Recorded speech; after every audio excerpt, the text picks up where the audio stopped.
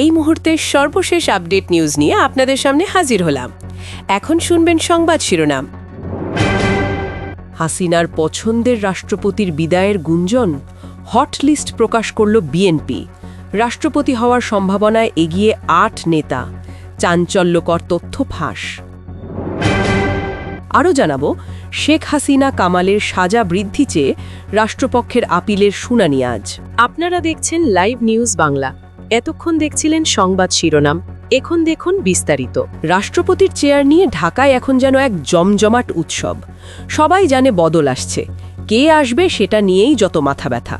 বঙ্গভবনের পরবর্তী কর্তার নাম ঘুরে বেড়াচ্ছে দেশের রাজনীতির আড্ডা থেকে শুরু করে চা স্টলে। প্রশ্নটা একটাই, কে হচ্ছেন বাংলাদেশের পরবর্তী রাষ্ট্রপতি? বর্তমান রাষ্ট্রপতি শাহাবুদ্দিন চুপু তার মেয়াদ শেষ করতে পারবেন, নাকি ক্ষমতার পালাবদলের হাওয়ায় বিদায় নিতে হচ্ছে, এটা নিয়েও জোর জল্পনা। যদি বিদায় নিতেই হয়, তাহলে সেই আসনটা কার জন্য? চমক আছে, সন্দেহ নেই, কারণ পরবর্তী রাষ্ট্রপতির তালিকায় উঠে এসেছে ৮ জন হেভিওয়েট নাম। শুনলে অবাক না হয়ে পারবেন না। এই তালিকায় আছেন রাজনীতির পুরনো খেলোয়াড়, আছেন নোবেলজয়ী, এমনকি এমন একজনও আছেন যার নাম স্বপ্নেও ভাবেননি কেউ। এই গোপন তালিকা নিয়ে আজকের এক্সক্লুসিভ রিপোর্ট। বাংলাদেশের সংবিধান বলছে রাষ্ট্রের সবচেয়ে ক্ষমতাবর ব্যক্তি হচ্ছেন রাষ্ট্রপতি। অনেকে বলেন এই পদটা নাকি কেবল আলংকারিক, কিন্তু সংকট আসলেই রাষ্ট্রপতির একটা কলমের খোঁচায় বদলে যেতে পারে পুরো দেশের ভাগ্য। শাহাবুদ্দিন চুপু, যিনি আওয়ামী লীগের সময় রাষ্ট্রপতি হয়েছিলেন, তার বিদায় ঘণ্টা বাজছে। বিশ্লেষকরা বলছেন বিএনপি সরকার ক্ষমতায় এলেই রাষ্ট্রপতি বদলে যাবে, কারণ রাষ্ট্রপতির পদটা রাজনৈতিক সমঝোতার বড় একটা অংশ। এত বড় দায়িত্ব তো আর যে কোনো কারো হাতে দেয়া যায় না। বিএনপির হাইকমান্ড এখন ঠিক এই নিয়েই হিসাব নিকাশে ব্যস্ত, কে বেশি যোগ্য, দক্ষ আর বিশ্বস্ত। আমাদের কাছে পাওয়া তথ্য অনুযায়ী এই দৌড়ে এগিয়ে আছেন ৮ জন প্রভাবশালী ব্যক্তি। সবার আগে আলোচনায় খন্দকার মোশাররফ হোসেন। বিএনপির রাজনীতিতে তিনি এক শক্ত খুঁটি, একাধারে ভূতত্ত্ববিজ্ঞানী, শিক্ষক, লেখক, দলের স্থায়ী কমিটির সবচেয়ে সিনিয়র সদস্যদের একজন।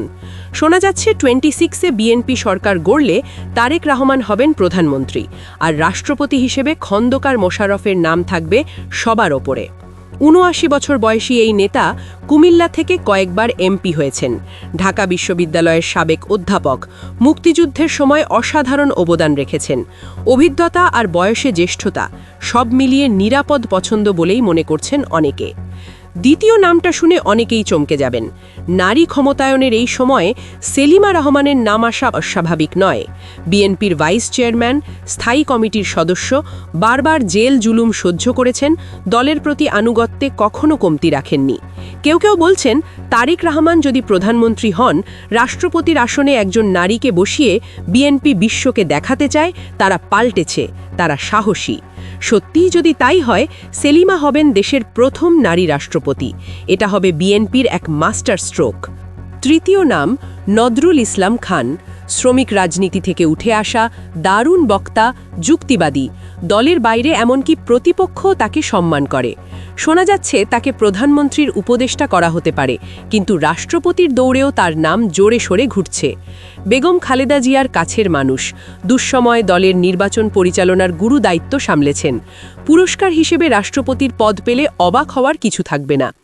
চতুর্থ নাম রুহুল কবির রিজভী।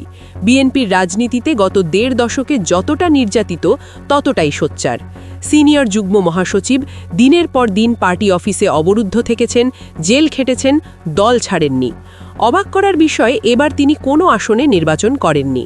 এখানেই রাজনৈতিক বিশ্লেষকরা নতুন কিছু আঁচ করছেন। তাকে এমপি বা মন্ত্রী না করার পেছনে বড় কোনো পরিকল্পনা রয়েছে, হয়তো রাষ্ট্রপতির জন্য। ট্যাগের পুরস্কার হিসেবে রিজভী বঙ্গভবনে গেলে সেটা হবে বিএনপির তৃণমূল কর্মীদের জন্য দারুণ এক আবেগের জয়। এবার আসি পঞ্চম জনের কথায়। তিনি সরাসরি বিএনপির রাজনীতিতে নেই, কিন্তু দারুণ ঘনিষ্ঠ ও গ্রহণযোগ্য। সালাউদ্দিন আহমেদ, সাবেক গভর্নর, অর্থনীতিবিদ, আমলাও বটে। বাংলাদেশ ব্যাংকের নবম গভর্নর ছিলেন। তার অভিজ্ঞতা আর পরিচ্ছন্ন ভাবমূর্তি তাকে যোগ্য করে তুলেছে। অতীতে বিএনপির দলীয় রাষ্ট্রপতিরা সংকটকালে দলের জন্য বুমেরাং হয়েছেন। এবার সেই অভিজ্ঞতা থেকে শিক্ষা নিয়ে বিএনপি সরাসরি দলীয় নেতা নয়, বরং সালাউদ্দিন আহমেদের মতো নিরপেক্ষ বিজ্ঞ অর্থনীতিবিদকে রাষ্ট্রপতি করতে চাইতে পারে। এতে দেশের ভেতর বাইরে সরকারের গ্রহণযোগ্যতা বাড়বে। ষষ্ঠ নামটা শুনলে বিশ্বাস করতে কষ্ট হবে। রাজনীতিতে অসম্ভব বলে কিছু নেই, এটাই সত্যি। এবার আলোচনায় উঠে এসেছে এক নতুন নাম, জোবাইদা রহমান। ঠিকই শুনছেন, নবনির্বাচিত প্রধানমন্ত্রী তারেক রহমানের স্ত্রী ডাক্তার জোবাইদা রহমান রাষ্ট্রপতি পদের জন্য বড় চমক হয়ে উঠতে পারেন। তিনি উচ্চ শিক্ষিত, মেধাবী আর রাজনৈতিক পরিবারের পুত্রবধূ। তার পরিচ্ছন্ন ইমেজ আর বুদ্ধিমত্তা জনসাধারণের মধ্যে তাকে দারুণ জনপ্রিয় করে তুলেছে। একদিকে রাজনৈতিক পরিবারের ঐতিহ্য, আরেকদিকে নিজের দক্ষতা। সব মিলিয়ে জোবাইদা রহমান হতে পারেন বিএনপির দাবার গেমে সেই চূড়ান্ত চাল যা পুরো হিসেব নিকাশ ওলটপালট করে দেবে। এরপর আসি সপ্তম নাম, ডাক্তার আব্দুল মঈন খান। বিএনপির স্থায়ী কমিটির এই সদস্য তার ভদ্রতা আর ব্যক্তিত্বের কারণে সবার কাছে সমাদৃত। তিনি আগে তথ্যমন্ত্রী এবং বিজ্ঞান ও প্রযুক্তি মন্ত্রী হিসেবে কাজ করেছেন। দলে তিনি তুলনামূলক কম বিতর্কিত আর দূতনীতিকদের কাছেও বেশ গ্রহণযোগ্য। তারেক রহমান যখন প্রধানমন্ত্রী, তখন ডাক্তার মঈন খানের মতো একজন সিনিয়র শিক্ষিত নেতাকে রাষ্ট্রপতির পদে দেখা খুবই স্বাভাবিক। আন্তর্জাতিক সম্পর্কের অভিজ্ঞতা সরকারকে বাড়তি সুবিধা দেবে। সবশেষে অষ্টম নাম, ডাক্তার মুহাম্মদ ইউনুস। তাকে চেনে শুধু বাংলাদেশই নয়, সারা বিশ্ব। ২৪-এর গণ অভ্যুত্থানের পরে দেশের সংকটে অন্তর্বর্তীকালীন সরকারের প্রধান উপদেষ্টার দায়িত্ব নিয়েছিলেন। নোবেলজয়ী এই মানুষটিকে নিয়ে আন্তর্জাতিক মহলের আগ্রহ অনেক। আওয়ামী লীগ সরকারে তিনি নানা হয়রানির শিকার হয়েছিলেন, তখন বিএনপি তার পাশে দাঁড়িয়েছিল। বিএনপি যদি ডাক্তার ইউনুসকে রাষ্ট্রপতি মনোনীত করে, তাহলে সেটা আন্তর্জাতিক অঙ্গনে বাংলাদেশের ভাবমূর্তি ফেরানোর বড় পদক্ষেপ হবে। ডাক্তার ইউনুসের গ্রহণযোগ্যতা কাজে লাগিয়ে বিএনপি বিদেশি বিনিয়োগ আর সমর্থন আনতে পারবে। কিন্তু প্রশ্ন থাকছেই, ডাক্তার ইউনুস কি এই দায়িত্ব নিতে রাজি হবেন, নাকি দেশের স্বার্থে আবারও সামনে আসবেন?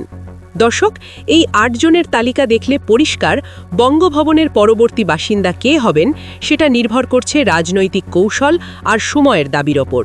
বিএনপি কি দলীয় আনুগত্যকেই বড় করবে, নাকি আন্তর্জাতিক গ্রহণযোগ্যতা আর নিরপেক্ষতাকে বেছে নেবে?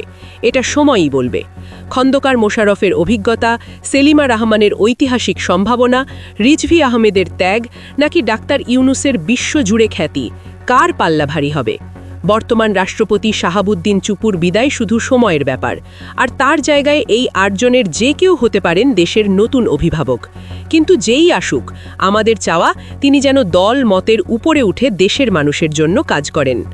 আপনার কি মনে হয়, এই ৮ জনের মধ্যে কে সবচেয়ে যোগ্য, নাকি আপনার পছন্দের কেউ তালিকার বাইরে? সবার আগে সর্বশেষ আপডেট নিউজ দেখতে সাবস্ক্রাইব করে আমাদের চ্যানেলের সাথেই থাকুন।